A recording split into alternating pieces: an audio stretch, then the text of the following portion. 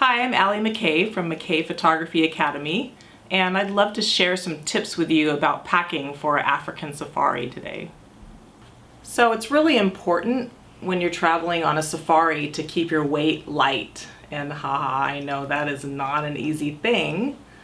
So I've got some tips for you that can help you in achieving this goal of traveling with a light weight. So I use a duffel bag, and most of the safaris that you'll be going on will have vehicles, and if you move from location to location, they need to be able to pack the bags tightly in the back of the Land Rovers. So it needs to be a soft-sided duffel bag. And yes, it's hard to live out of a duffel bag for X number of days. However, what makes it a lot easier for me is to use packing cubes, and it's very easy to organize all of your belongings in these cubes. So this particular cube contains well-organized set of shorts and pants. So you'll know when you're running out of clean shorts and pants when this little guy gets empty. So it makes it really nice to stay organized when you're living out of a duffel bag. You can have, for instance, I do pants, shirts, bathroom items, and underwear and miscellaneous items in certain packing cubes. So I have 4 cubes packed in this duffel bag, and I will show you how this works. So this particular packing cube has a see-through area, which is nice because you can locate, this is my shirts, these are my pants, my bathroom items, and they stack very nicely whether you're packing in a soft-sided duffel bag or whatever you're packing in. It keeps you well organized. They have little handles. These can double as like a little day pack if you need to carry items with you on a particular trip. And I love how they stack so neatly like books in the bag. So let's talk about the duffel bag itself. So obviously you want to get a nice sturdy bag. This particular one I liked a lot because the style is that it's slightly squared off, and the packing cubes fit very nicely in there that way. It is an LL Bean, and it has reinforcement. So when your zipper is zipped really tight, it has a reinforcement extra strap there. Sometimes if your duffel bag isn't all the way full, it's handy to put like a piece of cardboard or something rigid across the bottom so it doesn't just collapse when you pick it up if it's not expanded all the way. This is my system for doing an African type safari, or when you're traveling anywhere in the world and there's a danger that your bag may be gone through by someone that's not an authority. This is my little system here. I have one of these Ziploc totes, they call them. It's about the size that you can fit a big, huge blanket in, maybe a comforter. And I take my packing bags and I zip the zipper to the very bottom. And when I'm packing my cubes in this way, the zipper is closed on the very bottom. So this is how my Ziploc comes in handy. The cubes fit right in there. They stack just about perfectly there. And the Ziploc, or the plastic bag, it can help waterproof your bag if you wanted to save money and not buy a waterproof bag, or if you just wanted that extra protection because sometimes bags are left on the tarmac when it's raining, etc. And so I just zip it all up with the zippers facing down in here against the bottom of the case.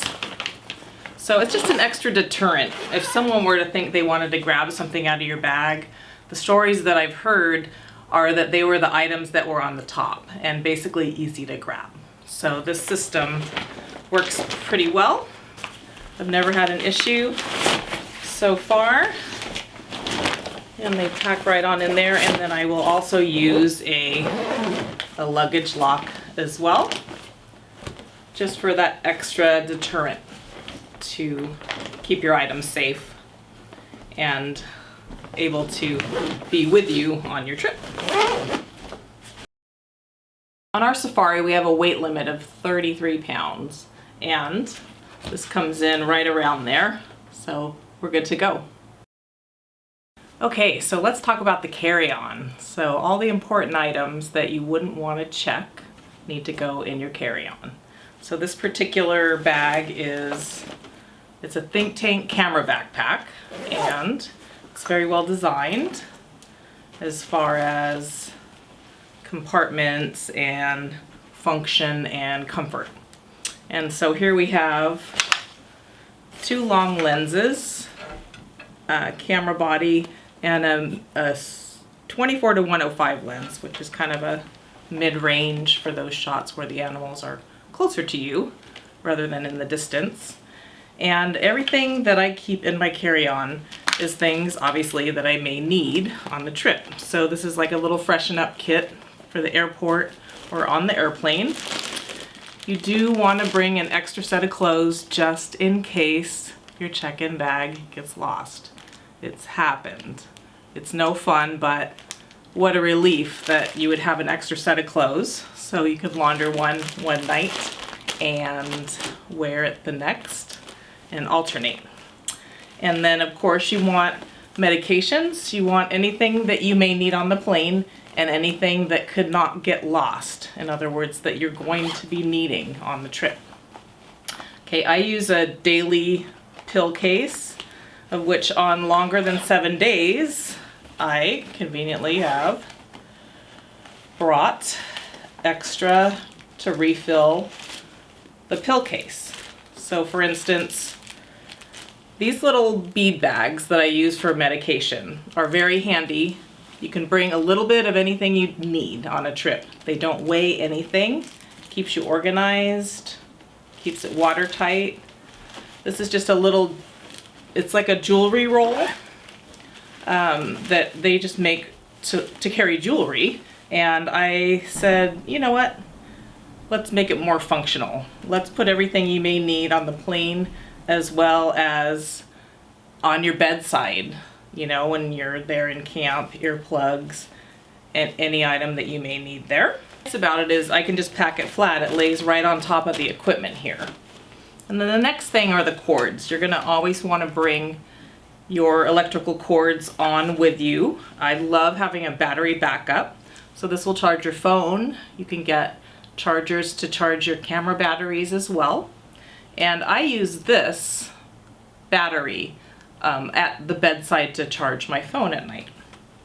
And we have found that this type of extension cord works quite well for traveling. It's just a simple little one you can get at the drugstore, similar to the ones that they sell at Christmas time, and it's got 3 plugs total.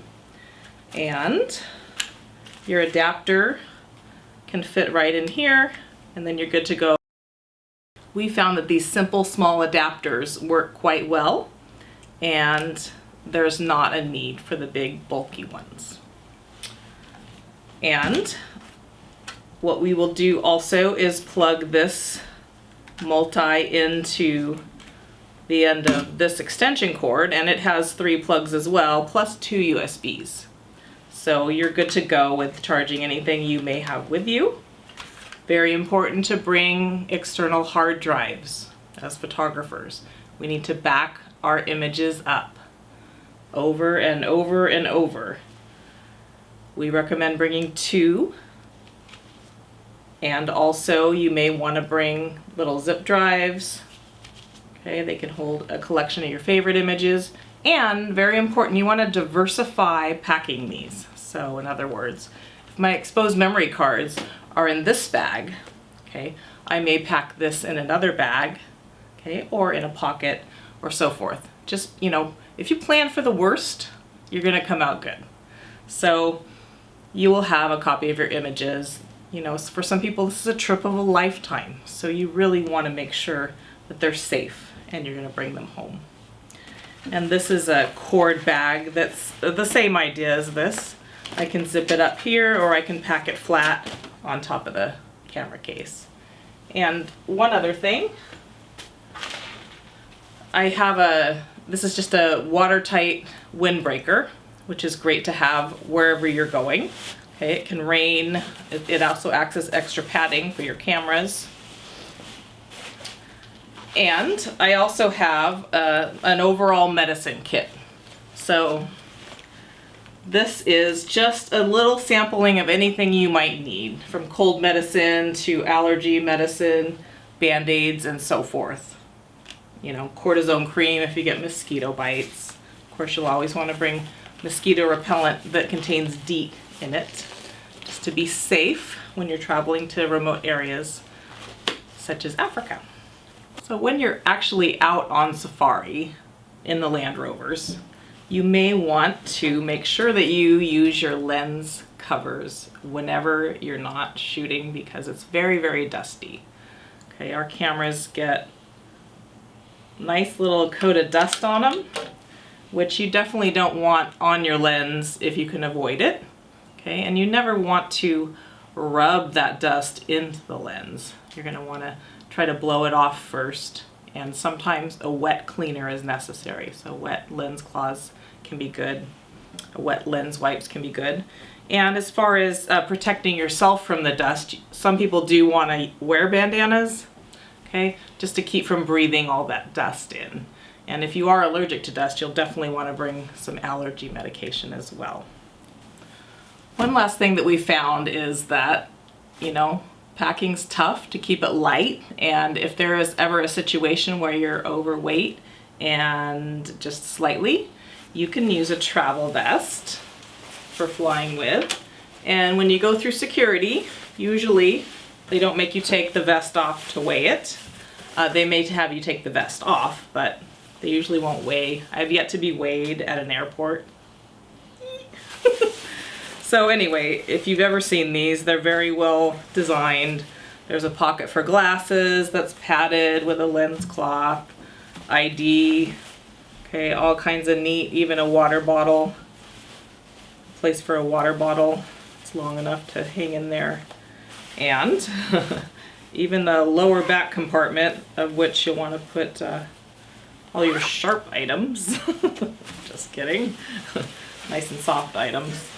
So they're not particularly attractive, but they're very, very functional.